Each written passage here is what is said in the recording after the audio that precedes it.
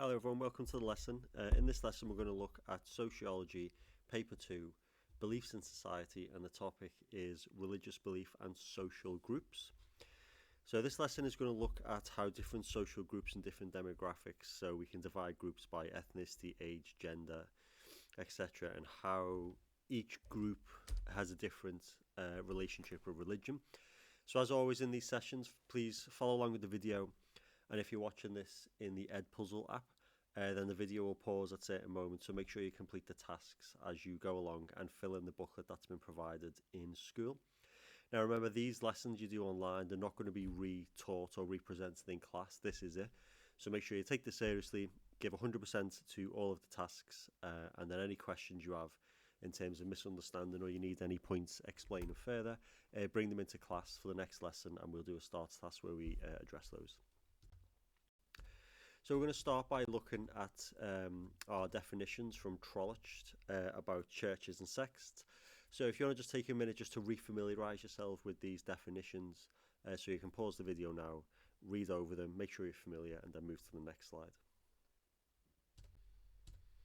Okay, and now we develop on those ideas and those definitions by bringing in Richard Niebuhr, who developed those ideas and brought in the definitions of denomination and a cult. So please take a few minutes to pause the video, read the information on the screen, make some notes if you need to, and refamiliarise yourself with these definitions.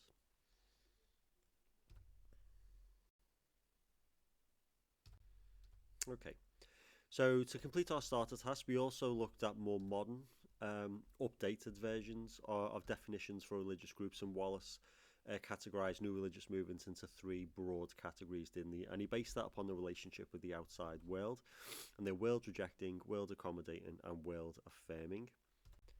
So if you can again take a few moments to pause the video, refamiliarise yourself with Wallace's three definitions, and this will set you up for what we're going to talk about for the rest of the lesson.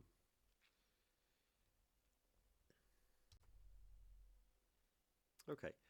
So obviously religion and social groups, we have many different religions around the world, and we have many different social groups in the world, and each of those social groups will have almost like a unique relationship with a specific religion. So our job is to explain, well, why is it that a religion is dominant in one country or one social group, whereas another religion is maybe not as prevalent or even seen as maybe a source of conflict in society. So we need to understand the now group's relationship with individual religions, the function of it, etc. So there are important differences between social groups in their religious participation and the type of belief they hold. So for example, lower classes tend towards world-rejecting cults and higher classes tend towards world-accepting churches and cults for reasons we've discussed in our previous lessons.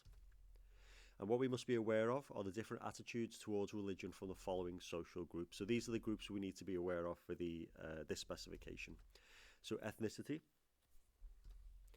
age.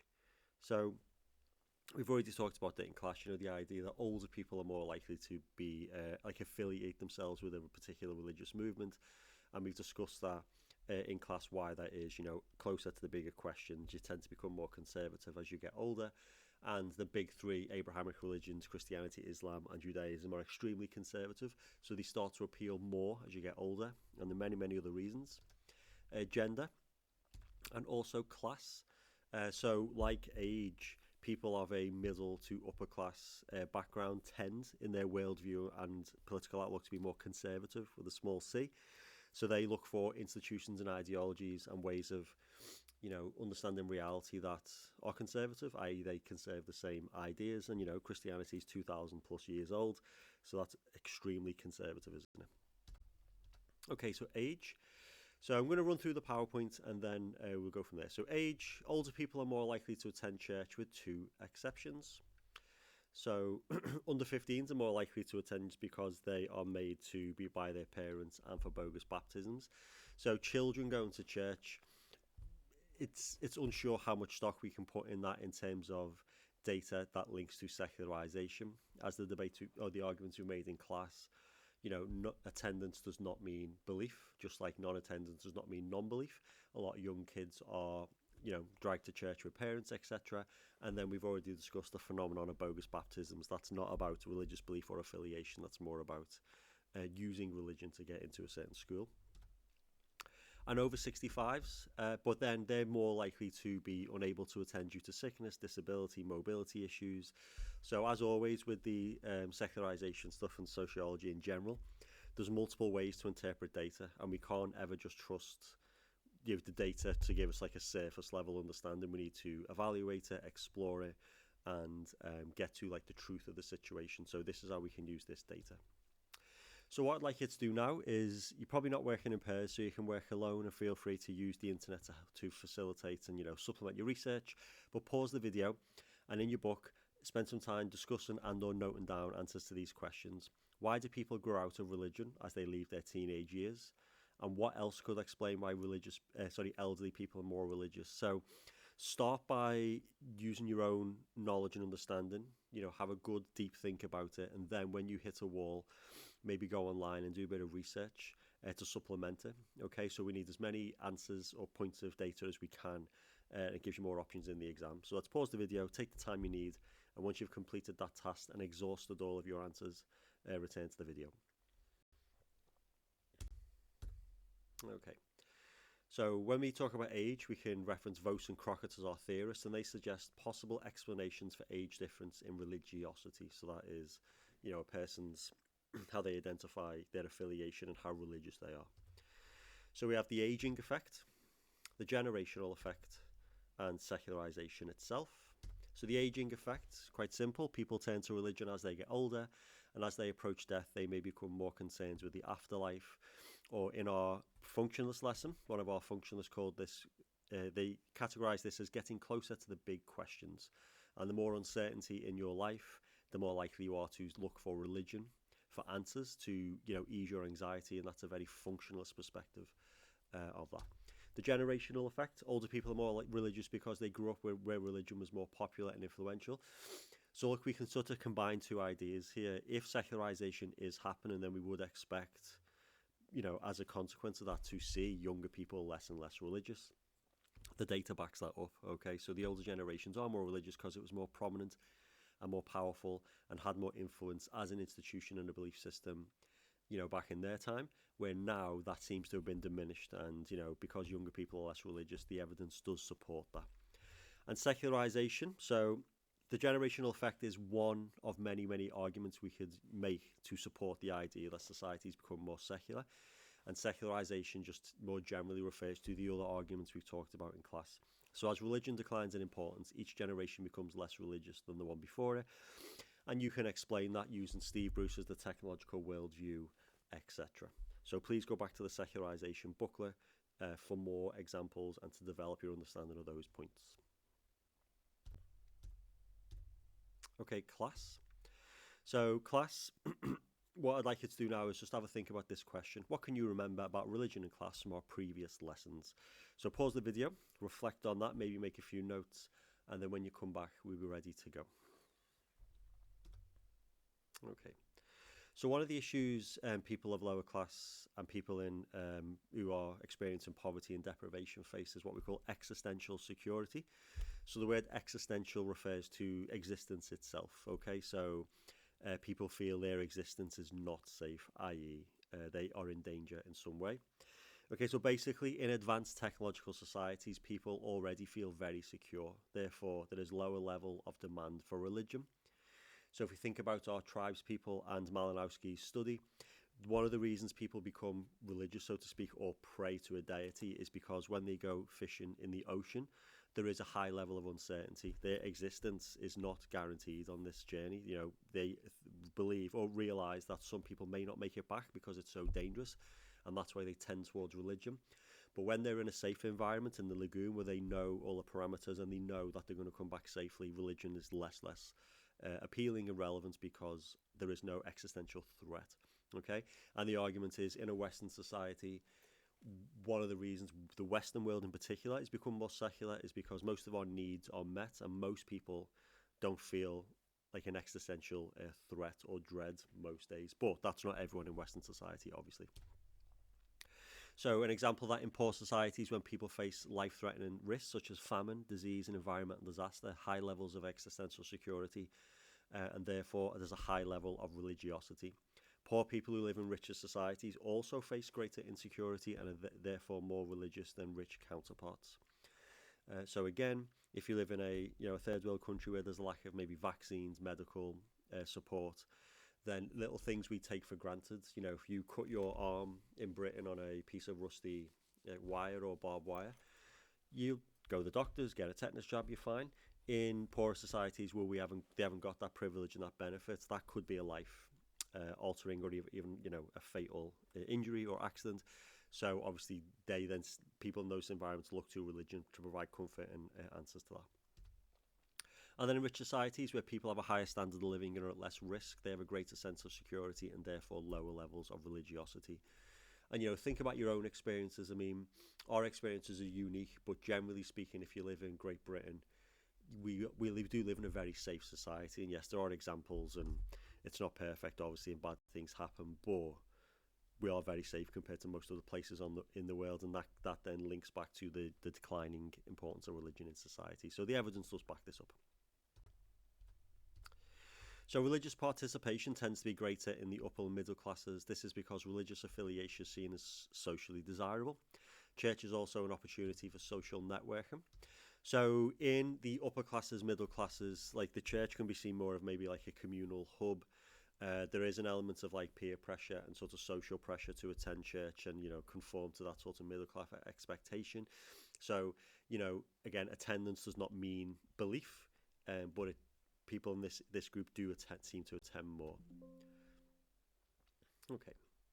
And now we move on to ethnicity. So before we start ethnicity, if you'd like to develop any of the ideas or explore any of the ideas that were on the previous slide, feel free to pause the video, do some research, make some notes in your book, and then when you're ready, come back to the video and we'll carry on. So ethnicity. So the UK is a multi-ethnic, multi-religious society. So there are clear ethnic patterns in religious participation with higher than average rates of religious belief amongst the most ethnic minority groups. So if we think back over our beliefs and religion, our study of beliefs and religion so far this term, we should be able to think of some points or arguments or theoretical perspectives that support this point. You should be able to explain this to some extent. So I'd like you to take a few minutes just to pause the video and really just sit and reflect on what have we learned already about secularization, religious belief, and ethnic minority groups. So go back to your secularization lessons, look at some of the evaluative points, and then come back to the video.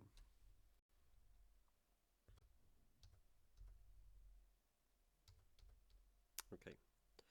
So what I was hoping we would call to mind is cultural defence and cultural transition. We've talked about this already. So while secularisation is taking place in Britain, there are pockets and groups in society where that is not happening, where maybe the opposite is happening, where religious belief and affiliation is still quite high, if not rising. Now, we've talked about issues relating to immigration, obviously is going to be part of that, and how you explain that in the exam is on the screen now. So excuse me. So country of origin. Many ethnic minorities in Britain originate from countries with high religiosity, and this pattern is maintained in the UK. Now, what we have talked about in class in secularisation, and we will cover this more in the future lesson, is that each generation that when a migrant family comes to Britain, they generally hold their beliefs, norms and values and views of religion that were held in their country, but each successive generation becomes less and less religious as they are socialised into the mainstream British culture. So that does diminish over time. And cultural defence, religion offers a means of preserving culture and coping with racism and oppression. And again, for more on this, go back to your secularisation booklets and notes. And cultural transition, religion eases the transition into a new culture, offering support and community to minority groups in a new environment. So for my class, the example I provided is a couple of years ago, I took the year 13 students to the mosque on our beliefs trip. And the young man who was doing the tour explained why he was doing the tour and why he was working in the mosque. So he was not from Britain, he was a migrant to Britain, and he moved to Cardiff, and he was quite alone, so he moved to Liverpool. And he said during COVID he got quite severe depression because he was alone, isolated, and he felt out of place as an ethnic minority person in the broader culture.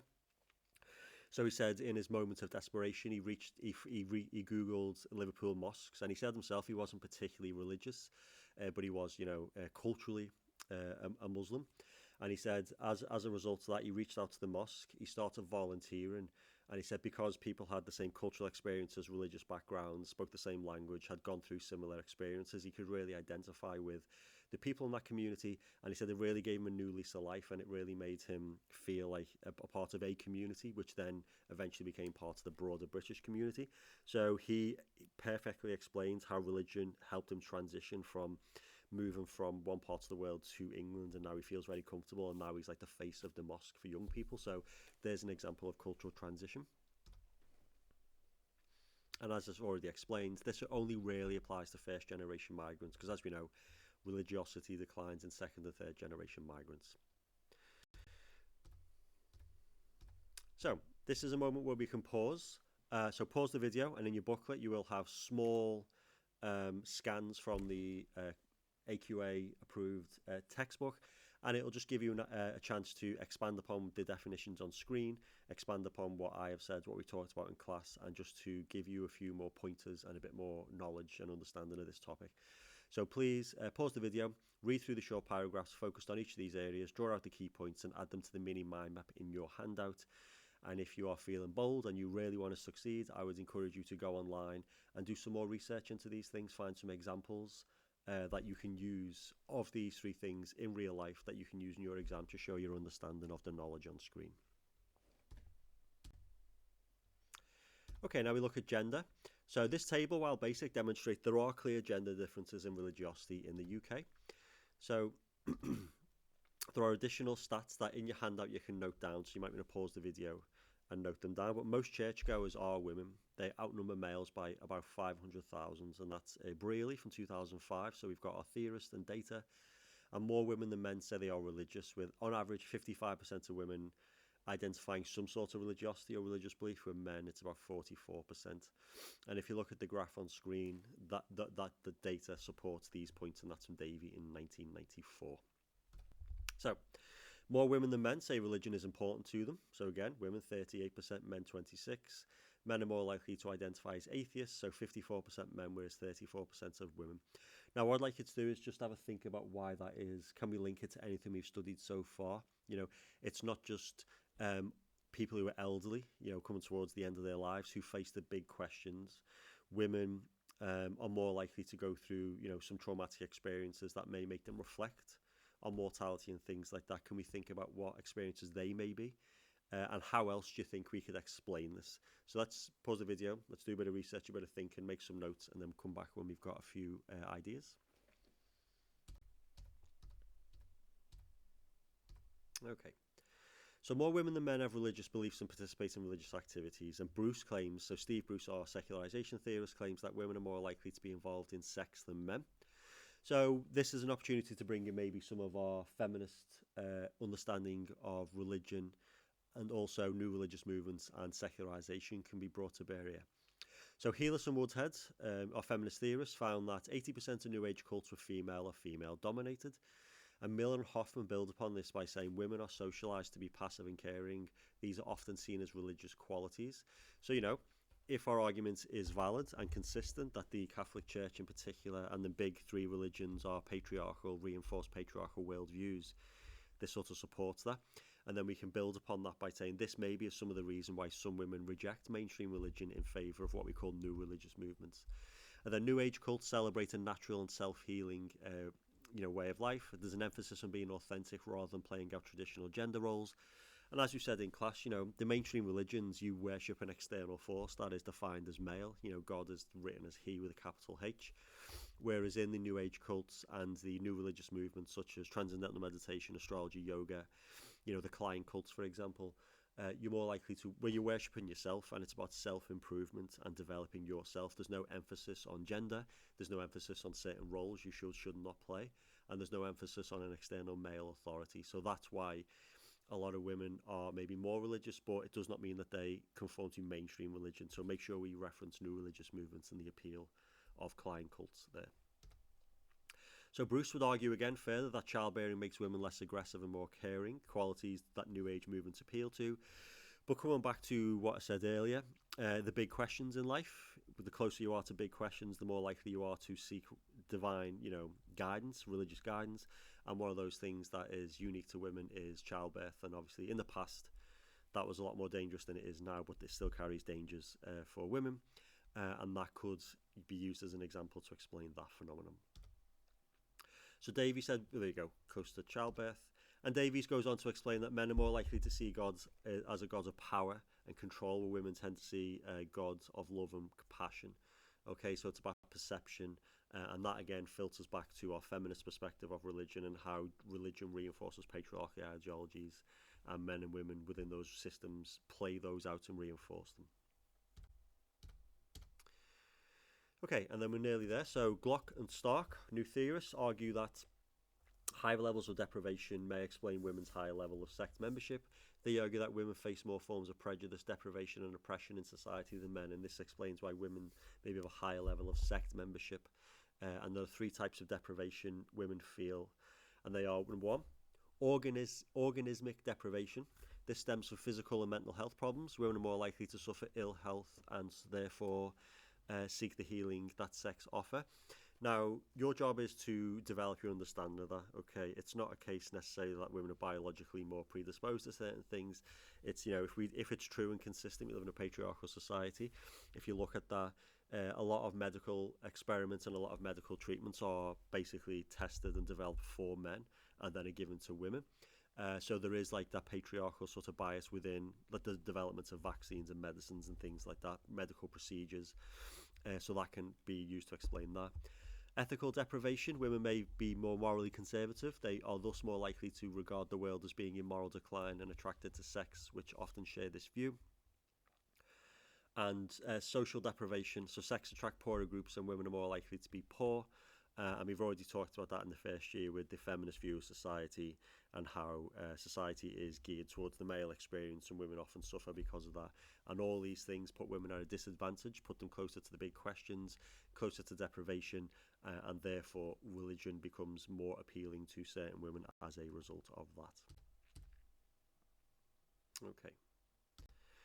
So that's the contents. There's not too much. It's just the four groups, and your job is to memorize that and find examples and develop your understanding. So what we'd like you to do as an extension activity to finish this homework is to pick one of the four groups we've looked at: class, age, gender, ethnicity. And then I want you to read the essay in the booklet and draw out key points, quotes and stats, and also just develop your understanding of one